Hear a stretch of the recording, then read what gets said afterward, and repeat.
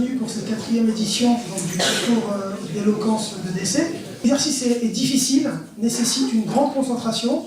Alors, le premier duel va opposer Grégoire Ramira.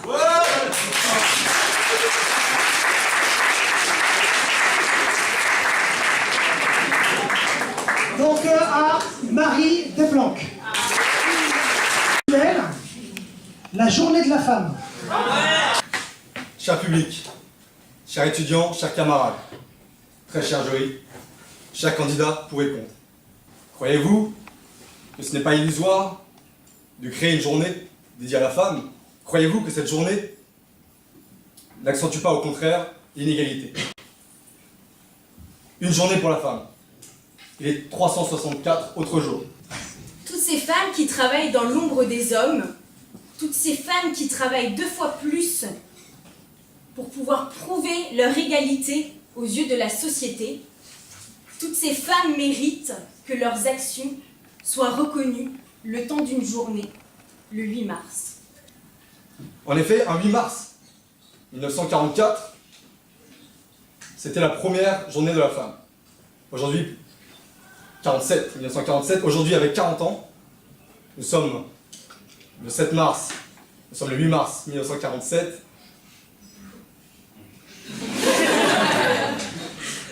On est quel jour aujourd'hui? 21. Tout ça pour dire que les dates, elles sont ce qu'elles sont, on les oublie, on les perd. Les vraies dates importantes. Ce n'est pas le 8 mars, mais le 21 avril 1944, le droit de vote des femmes. Ça, c'est une date importante. Une journée camoufle l'inégalité, plus que la séduit. Et une journée de la femme ne pourra que dénigrer l'image de la femme et nous séparer, nous les hommes et les femmes. Alors que... Et vous allez me dire, une femme au XXIe siècle, c'est quoi? Bah, je vous dis non, une femme au XXIe siècle, c'est pas comme dans les clips de Booba, une femme au XXIe siècle, ce n'est pas une pute, mesdames et messieurs. Mais pensez-vous qu'après une journée de travail, la journée d'une femme est finie? Eh bien non, je vous l'assure aujourd'hui devant vous, la journée de la femme n'est pas finie après sa journée de travail. Puisque encore beaucoup de femmes doivent assurer leur double casquette professionnelle et familiale. Je pense que M. Ratat, après sa dure journée de labeur à l'EDC, a aussi une double casquette quand il rentre chez lui. Les femmes en ont, les hommes en ont aussi. Cette journée, elle sert avant tout à nous rappeler, comme le disait Grégoire, nos différences. Parce que nous sommes des hommes, nous sommes des femmes, et qu'actuellement, au XXIe siècle, nous ne sommes toujours pas égaux. Malgré les multitudes de lois sur le sujet mises en place par les gouvernements successifs, c'est une finalité, nous ne sommes pas toujours égaux, et à l'heure actuelle, l'EDC ne pourra pas garantir qu'à la sortie de cette école, vous ayez le même salaire que votre compagnon. Déplaise à certains auteurs, la femme parfaite n'est pas une connasse. La femme parfaite est battante, c'est une femme indépendante et qui sait ce qu'elle veut. Alors mesdames, en cette belle matinée, levez-vous, levez votre tête et soyez fiers de vous appeler madame. Et pour finir, je voudrais dire cette chose, et les femmes, si vous voulez, vous pouvez le répéter aussi, ce n'est pas la journée de la femme qui me quitte, c'est moi qui quitte la journée de la femme. La deuxième battle va opposer donc Marine à Louise. Le thème, la journée sans portable. Et aujourd'hui, je suis ici, je défends et j'approuve la journée sans téléphone portable. Il est vrai qu'on pourrait croire que les téléphones portables rapprochent et permettent aux gens de mieux communiquer. Mais non! Non, ça ne permet pas de se rapprocher. Mais bien au contraire, ça nous éloigne. Vous pensez tous que le téléphone portable vous rapproche? Mais non. Pensez à cet ami à qui vous donnez des nouvelles uniquement par message et de temps en temps. Vous appelez cela une relation? Nous sommes dans un contexte de guerre, d'après le gouvernement français. Regardez par exemple hier, vous êtes tous au courant, j'imagine qu'il y a eu une fusillade sur les Champs-Élysées. Qui n'a pas pris son téléphone pour appeler un être cher qui était peut-être sur les Champs-Élysées? Comment auriez-vous fait sans votre téléphone? Comment auriez-vous eu des nouvelles?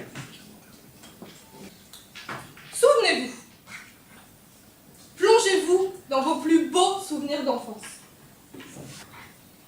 Si je dois évoquer avec vous aujourd'hui un de mes meilleurs souvenirs d'enfance, je n'y vois aucun téléphone portable. Vous vous rappelez les Tamagotchi? Oui, non? Oui, ok. Parce que Marine disait que quand on était petit, pas de téléphone portable, la vie était belle. Mais quand on était petit, je pense qu'on a tous eu le petit Tamagotchi. Et ok, on n'était pas sur notre téléphone portable jusqu'à 5h du matin, mais on était tous en train de donner à manger au Tamagotchi. Le téléphone portable, il ne peut pas rester seul, c'est notre meilleur ami. On le sait tous, il est toujours avec nous. Quand on a eu Cambridge, pendant 4 heures sans téléphone, quand on était en pause là tous, on était tous comme ça, oh putain mon téléphone il est où? On était tous mal. J'aimerais terminer en parlant de la santé, de votre santé. 10 000. 10 000, c'est le nombre de morts par an directement liés à l'utilisation du téléphone portable. J'espère ne pas vous l'apprendre, mais votre téléphone émet des ondes qui entraînent des cancers, des tumeurs et toute autre maladie. Fumeurs dans la salle? Je pense que la majorité des personnes fument ici, enfin je le sais même. Est-ce que vous pensez vraiment que si vous arrêtez de fumer pendant une journée, ça va ralentir votre cancer, enfin futur cancer?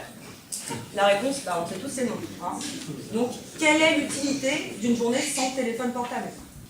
Si vous n'utilisez pas votre téléphone portable, vous êtes des téléphoneurs passifs. Le portable nous a aidé à progresser, à avancer, à évoluer même, je dirais. Et cette journée sans téléphone portable doit vous aider et vous permettre de vous détacher de votre téléphone portable. Une journée sans téléphone portable doit exister et doit nous permettre à tous de se souvenir comment on faisait avant et comment on pourra faire demain. Donc, si on suit la logique de Marine, je vous propose tous, l'électricité, on peut l'éteindre, on remet des bougies, hein. Et puis l'eau chaude, ça n'existait pas, donc on prend les bouilloires et puis le matin, non, il n'y a pas de bouilloire parce qu'il n'y a pas d'électricité. Soit on revient au Moyen-Âge, soit on reste au 21e siècle, à vous de choisir. Le dernier match, qui va opposer donc Nicolas à Alexandre, autour du thème « Fêter son anniversaire ». Le 22 mars dernier, nous fêtions l'anniversaire de mon très bon ami Elliot, de l'alcool. Ce qu'on a appelé un joint d'anniversaire. On en sort à 6h. Tout frais. Monsieur Guerlet, vous n'allez pas me faire croire, fêtard comme vous êtes, que vous n'appréciez pas les soirées d'anniversaire. C'est convivial, ça permet, oui, de revoir ses amis. Qui dit anniversaire, dit cadeau. Des cadeaux trop coûteux. Des cagnottes en ligne, sur Litchi, où tout le monde voit ce qu'on a mis. Les amis sont classés du plus généreux au plus radin. On va pas se le cacher, un petit cadeau, ça fait toujours plaisir. Et des cadeaux mal choisis en plus. Hein. Vous demandez à mes amis ce qu'ils m'ont offert l'année dernière, une poupée gonflable. Alors j'ai pas vu la cagnotte sur Litchi, mais au bout de 2 jours, elle m'a claqué dans les doigts. Bah tu sais quoi? Je vais pas te mentir, j'en ai eu. On me l'a offert pour mes 18 ans. Elle s'appelle Svetlana. Elle est très belle. Je l'utilise jamais. C'est une occasion annuelle pour tous se retrouver et retrouver ce que l'on aime. Il y a une autre chose que j'aime bien aussi. C'est quand je fête mon anniversaire, faire ma liste d'invités. Réfléchir à qui sont mes vrais amis, qui sont pour moi les priorités. Faire la liste des invités, ceux qui ne peuvent pas venir. Ah, on est obligé d'inviter telle personne. On est déçu. Mon but, Nicolas, c'est de rendre ce moment convivial. La seule chose qui m'importe, Nicolas, c'est de voir mes amis avec le sourire. Et de toute façon, on n'arrive jamais à satisfaire tout le monde. Heureux d'être là. Et fier même d'être mes amis. Je suis convaincu qu'on ne fête pas son anniversaire que pour soi, mais on le fête aussi, et surtout, pour les autres. On est obligé d'aller à des anniversaires. On est déçus puis on se fait chier. Quand on m'emmène un gâteau, je suis obligé, mais obligé de discours. En attendant, c'est le seul moment où j'arrive à leur faire comprendre que je les aime. Selon moi, l'anniversaire, c'est l'expression même de la prétention. On doit faire un speech, parler devant du monde. Qui aime parler devant du monde? C'est pas facile de parler devant du monde. Et eux, ils font quoi en retour? Ils m'offrent une carte d'anniversaire. Et qu'est-ce qu'ils disent? Ils disent qu'ils m'aiment. Combien de fois as-tu relu la carte qu'on t'avait offerte pour tes 5 ans? Bon anniversaire, Alexandre. À l'année prochaine. Ton cousin. Que tu vois une fois par an. Allez, pour terminer, j'aimerais vous faire une petite confidence. Seul mon chien est au courant, mais... c'est mon anniversaire aujourd'hui. Je vous remercie. Tout impressionnant, mais nous étions bien obligés de choisir Héloïse et Nicolas.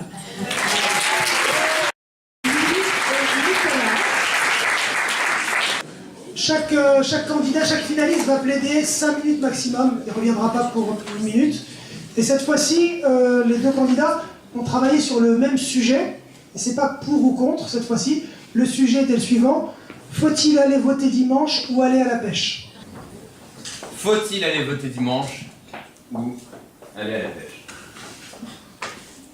C'est un sujet qui vous a fait rire. Il n'y a rien de drôle. Je vais le traiter de manière très sérieuse. Mais non, sans blague, non, en fait, n'allez pas voter. N'allez pas voter. Ça ne sert à rien. Moi, je vous propose une petite partie de pêche avec moi. On prend les cannes à pêche, on va voir les poissons. Parce qu'au moins, une chose est sûre, c'est que les poissons ne vont pas nous décevoir. On va aller pêcher. Dimanche, il fait beau. C'est la fin des partiels. Le début d'une nouvelle mission. Un changement. Le changement que nous avait promis ce dernier président arrive enfin. Une chose est sûre, c'est que les poissons ne vont pas nous décevoir. On est français, on est toujours déçus. De toute façon, ce sera lui ou lui. On dira qu'on n'est pas content. Alors qu'un petit poisson, tout mignon, jamais il pourra nous décevoir parce qu'il parle pas. Sauf que aller pêcher n'empêche pas de voter. Mon programme sera d'aller voter et d'aller pêcher. Aux dames, ceux qui votent pour Louise, levez-vous.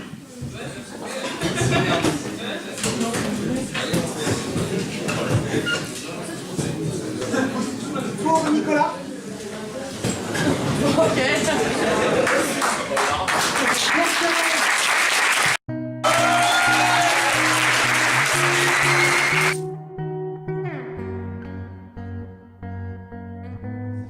Merci. 5 minutes. Merci ici, évidemment, merci à Gabriel et à Maury qui m'ont aidé à préparer la première partie. Alors... Forcément, sans eux, la deuxième partie est un peu moins drôle.